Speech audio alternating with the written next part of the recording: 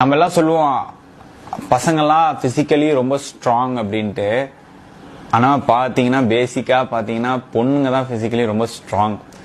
ஒரு பர்த் கொடுக்கும்போது அவங்க ஒரு அண்டர் க்ரோ போற பெயின்லாம் நம்மளால நினைச்சு கூட பார்க்க முடியாது, அந்த செகண்ட் இருக்கிற பெயின்.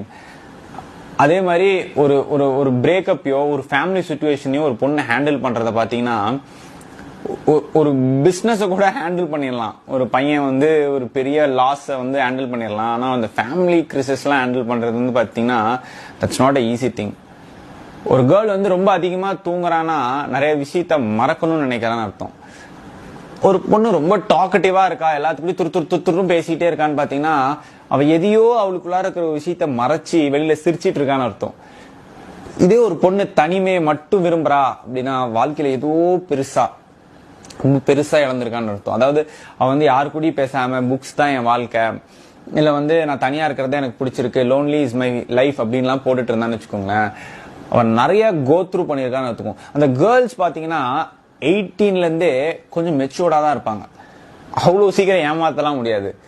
நீங்க வந்து நம்ம பசங்க நினைச்சிக்கலாம் நம்ம வந்து அதே அவளை ஏமாத்திட்டா அப்படின்ட்டு.